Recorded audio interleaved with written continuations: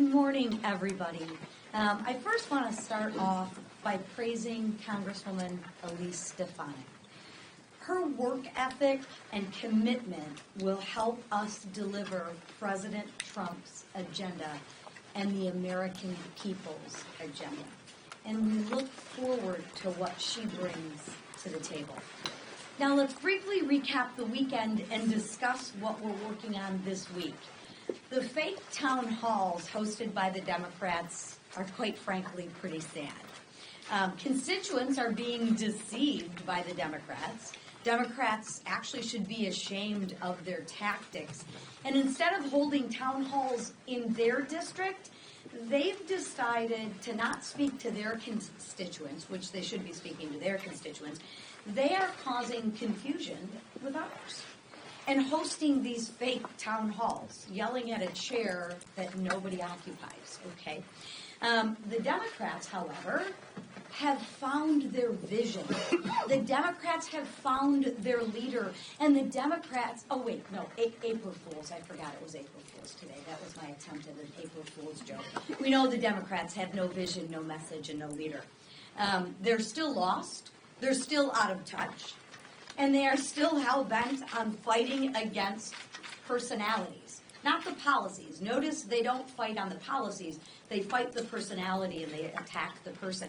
But that's what you do when you're not winning on the issues.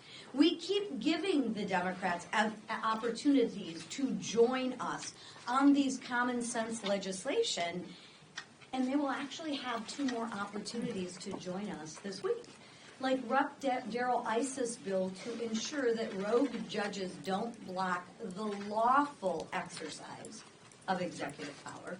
You know, a single judge should not have the authority to unilaterally issue rulings that affect the entire nation. Left-leaning judges are trying to stall President Trump's efforts to fulfill the American people's mandate. House Republicans are restoring balance to the judicial system, standing up for integrity of our constitutional system, and upholding the checks and balances that safeguard our democracy. One of the most crucial safeguards of our democracy is our electoral system.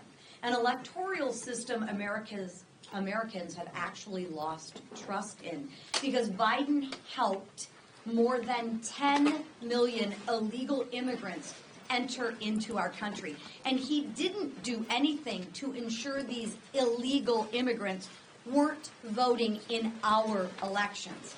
It's common sense that only U.S. citizens should participate in our election process. That's why House Republicans will pass the SAVE Act. We want to restore trust in America's election system and protect the ballot box. House Republicans are making America secure by passing the SAVE Act. If Democrats vote against this common sense bill, and I assure you they will, you should ask them these questions in the hallway. Ask them, why do they want illegal aliens to vote in our election system? Why do they refuse to protect Americans' constitutional right to vote? Why are they opposed to securing our elections? Interesting questions.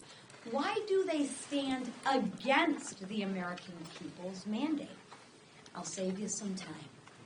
They don't have an answer because they're lost with no leader, no plan, and no vision. All they want to do is fight against our personalities. Now, I will turn it over to freshman rep, Attorney General Derek Schmidt from the great state of Kansas to give us his perspective.